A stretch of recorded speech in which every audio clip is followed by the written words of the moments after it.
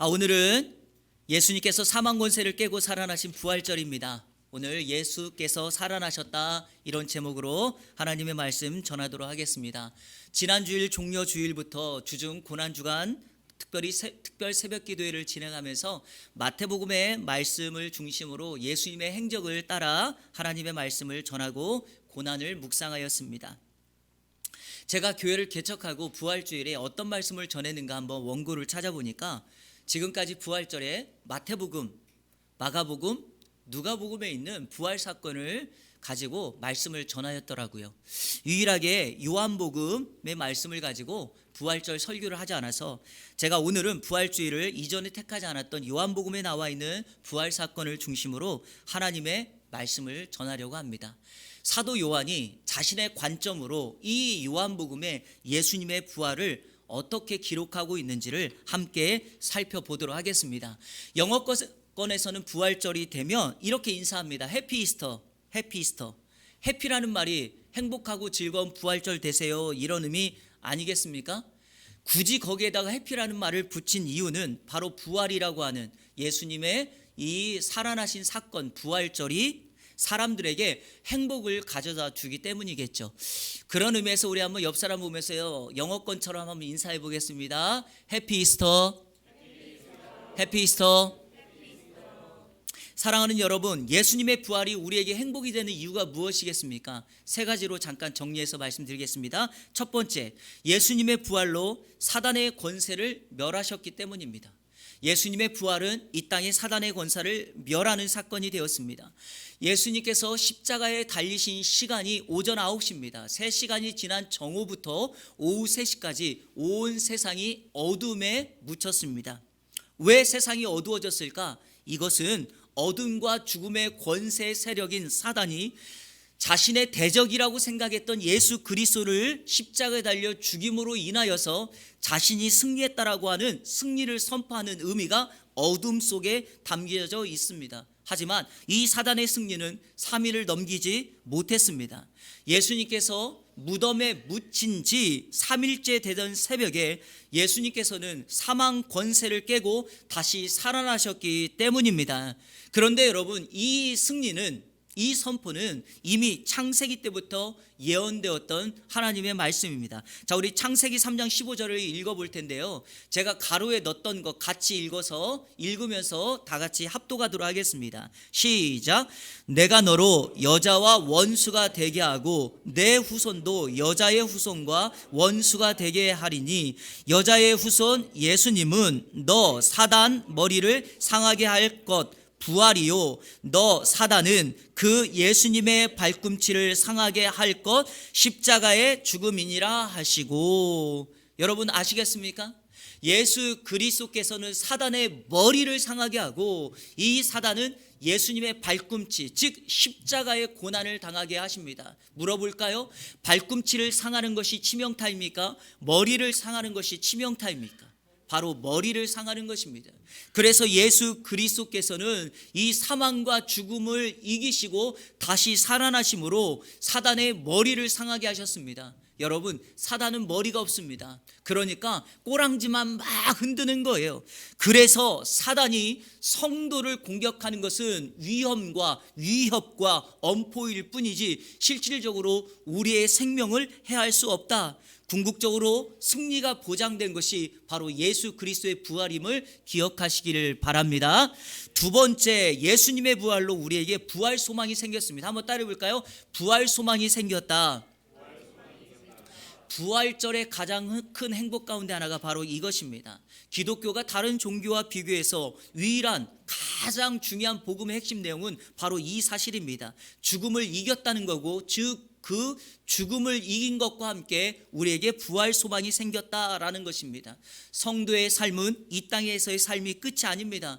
그렇다고 불교에서 말하는 윤회하는 것도 아닙니다. 성도의 삶은 이 땅의 삶을 살다가 내세 천국으로 가는 것입니다. 그런데 기독교의 복음은 천국으로 가는 것이 또 끝이 아닙니다. 왜냐? 이 세상의 종말의 때 우리 예수님 이 땅에 다시 오실 때 예수 그리스도께서 부활의 첫 열매가 되신 것처럼 우리의 죽었던 몸이 다시 부활하여 주님과 영원한 삶을 살기 때문이다. 이것이 바로 기독교의 복음의 핵심입니다. 자, 우리 고린도전서 15장 20절과 23절을 같이 읽겠습니다. 시작. 그러나 이제 그리스도께서 죽은 자 가운데서 다시 살아나사 잠자는 자들의 첫 열매가 되셨도다. 그러나 각각 자기 차례대로 되리니 먼저는 첫 열매인 그리스도요 다음에는 그가 강림하실 때에 그리스도에게 속한 자요. 첫 열매라는 것은 그 다음 차례가 있다는 겁니다. 예수님께서 부활하여 살아나신 것처럼 우리의 죽었던 이 인생이, 이 죽었다는 말은 이미 생명을 잃어 묻혔다는 거죠. 그리스도 강림하실 때 새로운 몸으로 부활하게 된다. 이 부활의 소망이 바로 기독교 가운데 있다라는 것입니다. 자, 세 번째, 부활이 우리에게 행복인 이유는 바로 구원의 복음이 완성되었기 때문입니다. 예수 그리스도의 부활로 구원의 복음이 완성되었다. 성도 여러분, 사람이 구원받는 것은 예수 그리스도를 믿음으로 가능합니다. 내가 예수님을 믿는다는 것은 두 가지입니다. 예수님을 누구로 믿느냐, 그분의 성품, 예수님이 어떤 일을 하신 분으로 믿느냐, 예수님의 사역을 믿는 것입니다. 예수님은 누구십니까? 예수님은 완벽한 인간이시고 완벽한 하나님입니다. 우리가 믿는 그 예수님이 내가 그분을 나의 구세주로, 나의 주인으로 믿는 것입니다. 예수님이 완전한 인간이고 예수님이 완벽한 하나님이신 것처럼 예수님이 어떤 일을 하셨는가? 그분은 십자가에 달려 죽으셨습니다. 우리를 위하여 참된 제물이 되어 주셔서 우리의 죄값을 다 해결해 주셨습니다. 그러나 그것으로 끝이 아니라 그분이 죽었다가 3일 만에 살아나심으로 우리에게 영원한 기업이 되시고 영원한 소망을 주셨다. 그래서 구원의 복음은 십자가와 부활로 가능하게 된 줄로 믿습니다. 우리가 예수님을 믿을 때 그분의 십자가만 믿거나 그분의 부활만 믿어서는 안 됩니다. 예수님의 복음은 십자가와 부활이라고 하는 균형을 잡고 나가는데 예수 그리스도의 이 부활이 바로 예수님의 이 복음을 완성시켰다. 자, 우리 로마서 4장 25절 한번 확인하고 넘어가겠습니다. 로마서 4장 25절 시작. 예수는 우리가 범죄한 것 때문에 내줌이 되고 또한 우리를 의롭다 하시기 위하여 살아나셨느니라. 우리의 죄 때문에 내줌이 되었다는 말이 내준다는 것이 십자가에 내어주었다는 것입니다. 예수님은 우리의 죄를 해결하기 위하여 십자가에 죽으셨습니다. 그러나 또 예수님은 우리를 의롭다 하게 하여 거룩하게 하기 위하여 다시 살아났다라는 것이 복음의 완성인 줄로 믿습니다. 그래서 부활절은 우리에게 행복의 부활절, 해피 이스터가 되는 줄로 믿습니다. 자, 여러분, 제가 지금 말한 것은 예수님께서 부활 사건을 완성한 거예요. 중요한 것은 이거는 변개할 수 없고 이거는 이미 성경에 약속된 것입니다. 그러나 중요한 사실은 그 예수님을 믿는 우리는 이 땅에서 어떻게 살아야 되느냐가 중요하지 않겠습니까? 바로 오늘 우리가 살펴볼 두 번째는 바로 이겁니다. 그렇게 예수님께서 우리에게 행복한 부활절을 가져다 두셨다면 우리는 그 부활하신 주님을 어떻게 믿고 어떤 삶을 살아가야 될 것이냐, 바로 그것을 오늘 요한복음 20장 1절부터 29절까지 나와 있는 말씀을 간략하게 정리해서 함께 은혜를 나누도록 하겠습니다. 예수님의 부활을 믿고 그 부활을 경험한 사람들 어떻게 살아야 될 것인가? 첫 번째 한번 따라하겠습니다. 증인의 삶. 오늘 성경 11절부터 18절이 그것을 다루고 있는데요. 먼저 설명해 보도록 하겠습니다. 요한복음 20장 1절에 보니까 요한복음에 막달라 마리아라고 하는 여인이 부활의 첫 증인으로 등장합니다. 독특한 것은 마태복음에서는 막달라 마리아와 다른 마리아가 소개되고 있고요. 마가복음에서는 막달라 마리아와 야고보의 어머니 마리아와 살로메라고 하는 여인을 소개하고 있습니다. 누가복음에는 이름을 말하지 않고 여인들이 이렇게 소개하고 있습니다. 그런데 요한복음은 이 사도 요한이 막달라 마리아만을 소개하므로 요한복음의 강조점이 어디에 있는가를 우리에게 보여줍니다. 막달라 마리아가 예수님께서 장사된 무덤에 와 보니까 글쎄 돌문이 열려져 있는 것입니다. 그러니까 놀래가지고 어떻게 하는가? 돌아가서 제자 베드로와 여기 성경에 보니까 예수님께서 사랑하시는 다른 제자 그랬는데 이게 누구냐면 요한입니다. 요한복음을 기록한 요한은 자신의 이름을 이 성경에 기록하지 않고 이렇게만 소개합니다. 예수님께서 사랑하시는 제자. 예컨대 성만찬에서 마지막 만찬을 하실 때 예수님 품에 이렇게 안겨있는 제자 하나 있죠? 혹시 성화 보셨나요? 성화에 보면 예수님의 품에 이렇게 앉아있는 제자가 있는데 그 제자가 바로 사도 요한입니다. 예수님께서 사랑하시는 제자. 자, 두 사람이 무덤에 와 보니까 어떻게 해요? 예수님의 돌문이 열려져 있고 예수님을 쌌던 수건과 세마포만 가지런히 놓여 있었습니다. 그리고 예수님을 발견할 수 없었죠. 그러니까 두 제자는 집으로 돌아가고 막달라 마리아만 남아서 무덤에서 울고 있습니다. 그때 흰옷 입은 두 천사가 막달라 마리아에게 질문하면서 막달라 마리아가 이렇게 말합니다. 예수님을 어디에 두었는가? 내가 예수님을 찾을 수 없다. 그런데요, 예수님이 그 뒤편에 서 계셨습니다. 마리아는 이 사람이 누군지를 알지 못하고 동산지기로 생각했을죠. 바로 그때 예수님께서 16절에 이렇게 말씀합니다. 자, 우리 16절을 읽겠습니다. 시작. 예수께서 마리아야 하시거늘 마리아가 돌이켜 히브리 말로 라보니 하니 이는 선생님이라는 말이라. 영으로 계신 주님의 몸을 확인할 수가 없어서 알아보지 못한 것입니다. 하지만 여러분, 부활하신 예수님의 몸은 깨닫지 못했지만 막달라 마리아가 분명하게 기억하고 있었던 것은 바로 예수님의, 그 주님의 사랑의 음성이었습니다. 마리아라 하는 그 말에 막달라 마리아는 바로 반응한 것입니다. 그러면 왜 마리아는 예수님의 음성을 기억하고 있었을까요? 여러분, 이 막달라 마리아가 7 귀신 여인으로 알려져 있죠. 그 여인은 사람들에 의해서 돈벌이 수단으로 창녀로 살아가게 되었습니다. 어느 누구도 관심 갖지 않았던 이 여인을 예수님께서 만나주시고 귀신을 내쫓고 그녀를 회복시켜 주셨습니다. 막달라 마리아는 누가복음 7장에 그 은혜가 너무 감격스러워 예수님께 향유를 부었던 또 다른 여인으로 등장하고 있습니다. 그때 자신에게 향유를 부었던 막달라 마리아에게 예수님께서 누가복음 7장 48절 50절에 그 사랑의 음성으로 이와 같은 말씀을 합니다. 자, 48절. 이에 여자에게 이르시되 내 죄사함을 받았느니라 하시니. 자, 50절은 같이 읽겠습니다. 시작. 예수께서 여자에게 이르시되 내 믿음이 너를 구원하였으니 평안히 가라 하시니라. 어느 누구도 나에게 평안히 가라는 말을 한 번도 한 적이 없었지만 사랑하는 주님 예수 그리스도 그분이 이 막달라 마리아에게 내 죄사함을 받았느니라, 여인아 평안히 가라 라고 말씀하였던 그 사랑의 음성, 사랑의 소리를 듣고 계셨던 것입니다. 그러니 마리아는 평생에 이 예수님의 음성을 마음판에 새기고 살았지요. 바로 지금 마리아라 하는 그 말에 막달라 마리아는 이 음성이 예수님의 음성인 것을 즉각적으로 알게 되었습니다. 바로 그 음성을 깨닫고 난 다음에 예수님께서 마리아에게 너가 해야 될 일을 설명하면서 제자들에게 가라고 말을 하는데, 자, 증인의 삶으로 18절 다 같이 읽겠습니다. 그때 막달라 마리아가 어떻게 하는가? 시작. 막달라 마리아가 가서 제자들에게 내가 주를 보았다 하고 또 주께서 자기에게 어떻게 이렇게 말씀하셨다 이러니라. 아멘. 그렇습니다, 여러분. 부활의 주님을 보고 부활의 주님의 말씀을 들었다면 어떻게 한다고요? 가서 사람들에게 알려야 됩니다. 2023년 부활주의를 맞이하는 저와 여러분들, 예수 그리스도의 부활을 믿었다면, 말씀을 들었다면 이 막달라 마리아처럼 어떻게 해야 된다고요? 가서 예수님 부활했다고 부활의 소망을 전하는 저와 여러분의 증인의 삶을 사시기를 주님의 이름으로 축원합니다. 두 번째, 한번 따라 볼까요? 용서의 삶. 부활의 주님을 만난 우리들은 이 세상에서 어떻게 살아야 될까요? 용서의 삶을 실천하며 살아야 됩니다. 안식구 첫날 예수님이 부활하신 그날 저녁이 되었습니다. 19절부터 이 말씀이 나오는데요, 제자들은 유대인들이 예수님을 붙잡아 죽인 것처럼 혹여라도 예수님과 함께 있었다는 것 때문에 자신들이 해코지 당할까 봐 두려워서 문을 꼭 닫고 숨죽여 있었습니다.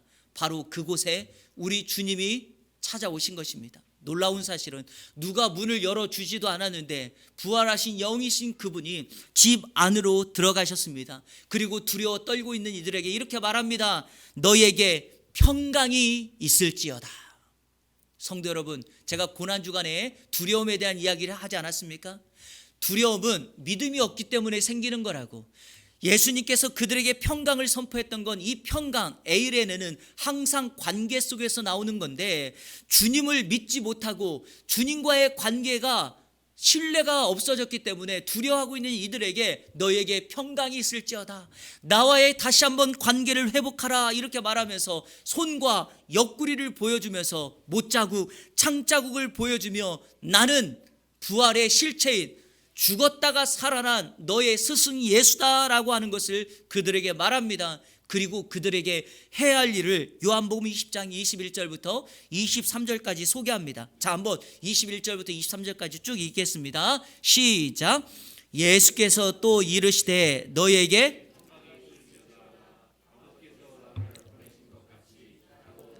자, 아버지께서 나를 보낸 것 같이 나도 너희를 보낸다. 자, 이제 가라는 거예요. 22절 시작. 이 말씀을 하시고 그들을 향하사, 자, 뭐라고 말합니까? 성령을 받아라. 자, 23절이 중요합니다. 같이 읽겠습니다. 시작. 너희가 누구의 죄든지 사하면 사하여질 것이요 누구의 죄든지 그대로 두면 그대로 있으리라 하시니라. 아멘. 뭐 하라는 겁니까? 용서하라는 것입니다. 부활의 주님을 만났다면 너희가 나를 믿고 따르는데 내가 죽었다고 다 도망가고 나를 믿지 않은 너희를 내가 용서한 것처럼 너희도 누군가의 죄를, 누군가의 잘못을 용서하며 살라라고 말하는 것입니다. 사랑하는 성도 여러분, 부활하신 예수님을 만난 제자들에게 필요한 것은 바로 용서를 실천하는 것입니다. 사회나 국가나 인간관계에서 가장 중요하면서도 실천하기 어려운 것이 용서 아닙니까? 용서하는 것도 힘들지만 용서를 구하는 것도 힘듭니다. 현재 일본 위안부 문제를 비롯한 과거사의 문제로 인하여 우리나라와 일본은 매우 힘든 시간을 보내고 있죠. 우리가 일본이라는 나라와 일본 사람을 미워할 필요는 없습니다. 그러나 그럼에도 불구하고 역사적으로 잘못한 것에 대해서는 용서를 구하고 용서하는 삶이 필요하다라는 거죠. 용서에 대하여 지난 2007년 우리나라의 밀양이라고 하는 영화가 우리 사회에 용서라고 하는 아주 중요한 문제에 대한 화두를 던졌고, 특별히 기독교계에서 이 용서의 문제를 다시 한번 생각해보는 시간이 되었습니다. 간략하게 여러분에게 설명을 드리며 용서의 주제를 좀 다루도록 하겠습니다. 남편의 죽음으로 여주인공인 전도연은 아들을 데리고 남편의 고향인 밀양으로 내려갑니다. 거기서 피아노 학원을 차리면서 아들을 데리고 삽니다. 그런데 남편이 없으니 남들에게 굴하지 않고 없어 보이지 않으려고 마치 자신이 재력이 있는 것처럼 과시하기 시작합니다. 문제는 이것이 화근이 된 것이죠. 아들이 다니는 웅변 학원의 원장이 이 전도연이 재력이 많다라는 걸 알고 아들을 유괴합니다. 결국에는 그 아들을 살해하여 감옥에 갇힙니다. 아들마저 떠나보낸 전도연은 극심한 고통을 느낍니다. 방황합니다. 바로 그때 약국의 약사가 이 전도연에게 이것은 약으로 치유되는 것이 아니라 하나님의 사랑으로만 치유되니까 교회를 다니면 좋겠다고 전도를 합니다. 여러분, 이거 정말 잘한 거예요. 그래서 전도연이 교회를 다니기 시작해요. 찬송하고 구역 예배도 드리고 말씀을 들으면서 이 전도연의 마음이 조금씩 회복되기 시작합니다. 그런데 사람들이 말하죠. 상처의 마지막 해결점은 용서다라고 말을 하니까 이 전도연이 자신의 아들을 죽인 이 웅변학원의 원장을 용서하기 위하여 교도소로 찾아갑니다. 그런데 웬일입니까? 이 원장을 만났는데 이 원장이 교도소에서 하나님을 믿은 거예요. 그러면서 이 전도연에게, 자신을 용서해 주러 온 전도연에게 이렇게 말하는 겁니다. 내가 교도소에서 하나님을 믿게 되었다. 내가 눈물로 나의 죄를 해결하기 위하여 회개하였더니 하나님께서 나의 죄를 용서해 주셨다. 그래서 나는 지금 마음이 너무 평안하다. 그러면서 전도연에게 당신도 예수를 믿으라고 이렇게 말하는 거예요. 자신은 이 웅변학원 원장을 용서한 적이 없는데 이것으로 끝나버리는 거예요. 그리고 전도연은 더 큰 충격에 빠져 방황의 시간을 보내죠. 이후에 많은 내용이 있지만 제가 여기까지 말하고 용서에 대한 얘기를 여러분에게 하도록 하겠습니다. 제가 이 말씀을 이렇게 드리는 이유가 바로 뭐냐, 교회 다니는 사람도 용서를 이걸로 해결하려고 하는 거예요. 하나님께 잘못을 구하는 거 맞습니다. 하지만 그걸로 끝나서는 안 되죠. 근본적으로 우리가 하나님 앞에 우리의 죄악을 회개하고 용서를 구하여 해결함 받는 것은 맞지만, 우리가 누군가에 대하여 잘못을 했다면 반드시 그 잘못한 대상에 대하여 용서를 구하는 것이 합당한 자세입니다. 우리가 지난 시간 오후 예배 때 오제사 예배하면서 오제사를 하면서 속건제와 화목제물 얘기하면서 사람과의 관계, 어떤 물건, 어떤 재산을 누군가에게 해했다면 어떻게 해야 됩니까? 반드시 그것을 갚아주는 것이 신앙의 원리입니다. 그러니까 내가 누군가에게 잘못을 했다면 그 대상에 대하여 먼저 용서를 구하는 것이 수평의 관계를 회복하는 것이 수직적인 하나님과의 관계를 회복하는 핵심 출발인 줄로 믿습니다. 그래서 우리 주님께서도 뭐라고 말씀하셨습니까? 마태복음 5장 23절 24절 다 같이 읽겠습니다. 시작. 그러므로 예물을 제단에 드리려다가 거기서 내 형제에게 원망들을 만한 일이 있는 것이 생각나거든 예물을 제단 앞에 두고 먼저 가서 형제와 화목하고 그 후에 와서 예물을 드리라. 무슨 말씀입니까? 형제와 화목하지 아니하고 관계가 깨져 용서가 없는 그 상태에서 아무리 예배를 드려도 아무리 제물을 드려도 하나님께서 그 제물 받지 않겠다라고 말씀하십니다. 그거보다 더 우선은 무엇입니까? 관계 회복입니다. 용서를 구하는 것입니다. 제자들이 그래서 예수님의 명을 받아 그 세상에 나가서 용서를 선포하고 자신들에게 해하는 사람들을 용서하는 그 삶이 필요한 거죠. 이번 한 주간 부활의 주님을 만난 저와 여러분들 용서의 삶을 실천하는 우리 예안의 성도들 되시기를 주님의 이름으로 축원합니다. 마지막 세 번째 한번 따라 볼까요? 믿음의 삶. 믿음의 삶이 필요합니다. 24절부터 29절까지 말씀입니다. 제자들이 문을 닫고 두려워서 꽁꽁 숨어 있을 때 부활의 주님이 찾아오셨다고 말씀드렸죠. 하필 그때 그 제자 가운데 도마라고 하는 제자가 그 자리에 없었습니다. 그런데 제자들이 우리가 주님을 만났다고, 예수님이 부활하셨고 그 부활의 예수님이 우리를 찾아와 만났다고 말하면서 도마에게 말을 하니까 도마가 믿지를 못하는 거예요. 성도 여러분, 은혜 받는 자리에 늘 같이 있어야 됩니다. 빠지면 안 돼요. 이거 보세요. 도마가 왜 거기 없었는지 알 수 없지만 화장실을 갔던지 뭔가 없으니까 이걸 경험하지 못한 거 아닙니까? 제가 부탁드리는 것은, 그래서 우리 이 안에 공동체 안에 함께 은혜를 나누고 함께 교제하며 함께하는 자리에 함께 하시기를 축복합니다. 오늘도 우리 예배 후에 부활절 계란 잘 포장해서 우리 나눠줄 때 함께 하시기를 축복합니다. 반절만 아멘 하셨네. 그런데 도마가 이렇게 말합니다. 다른 제자들에게, 내가 예수님의 못자국 난 손과 창자국 난 옆구리에 내 손가락, 내 손을 넣어보지 않고는 믿지 못하겠다. 사실 여러분, 어찌 보면 이게 상식이겠죠. 상식적으로는 이게 맞을 것입니다. 그런데 오늘 본문에 보니까 예수님께서 8일이 지난 후에 다시금 제자들이 다 있는, 즉 도마까지 있는 그 자리에 오셔서 말씀합니다. 자, 27절 같이 읽겠습니다. 시작. 도마에게 이르시되 내 손가락을 이리 내밀어 내 손을 보고 내 손을 내밀어 내 옆구리에 믿는 자가 되라. 믿음 없는 자가 되고 믿는 자가 되라, 이렇게 말합니다. 그 말을 듣고 도마가 이렇게 말하죠. 예수님을 나의 주시며 나의 하나님이다 라고 고백해요. 그 다음에 29절이 중요합니다. 같이 읽겠습니다. 시작. 예수께서 이르시되 너는 나를 본고로 믿느냐? 보지 못하고 믿는 자들은 복되도다 하시니라. 아멘. 부활의 주님께서 무엇을 당부합니까? 보지 못하고 믿는 것이 복되다. 나는 부활했으니 그거를 확인하지 못한다 할지라도 내가 부활한 건 틀림없으니 그 부활의 주님, 부활이 사실임을 믿어라 라고 말씀하고 있습니다. 말씀을 맺겠습니다. 29절에 보지 못하고 믿는 자들은 복되도다 라고 하는 말씀은 오늘 이 땅을 살아가는 인류에게 하는 주님의 말씀입니다.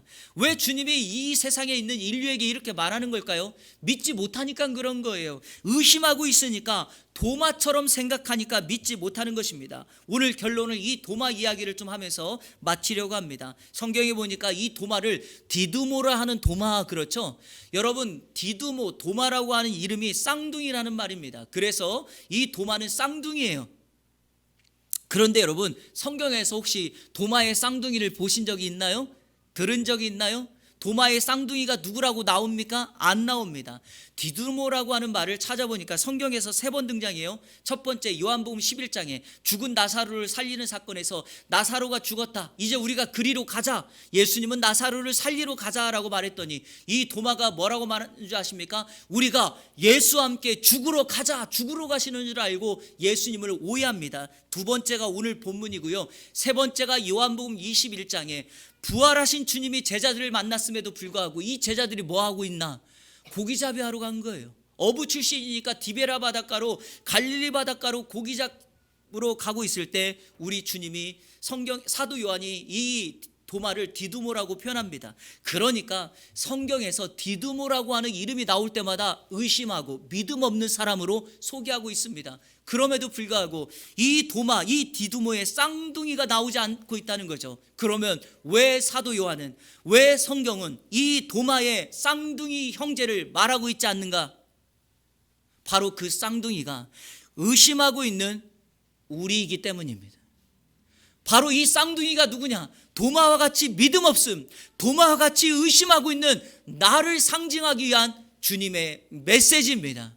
오늘도 이 부활을 믿지 못하고 이 부활 사건의 의심을 가지고 살아가는 우리들이 바로 디두모, 도마의 쌍둥이 형제라고 하는 것입니다. 오늘 그러한 쌍둥이 형제에게 촉구합니다. 보지 못하고 믿는 믿음이 복되다. 이 믿음을 가지고 이번 한 주간 의심의 눈에 끼어있는 그늘을 벗으십시오. 부활의 참 소망과 새 생명을 우리에게 허락하신 예수 그리스도, 그분을 신뢰하고 그분을 의지하고 오늘 본문의 강조처럼 어떻게 살아갑니까? 증인의 삶을 살아가시고 용서의 삶을 살아가시고 믿음의 삶을 살아가는 저와 여러분, 우리 이 안에 모든 성도님들 되시기를 우리 주 예수 그리스도의 이름으로 축원합니다.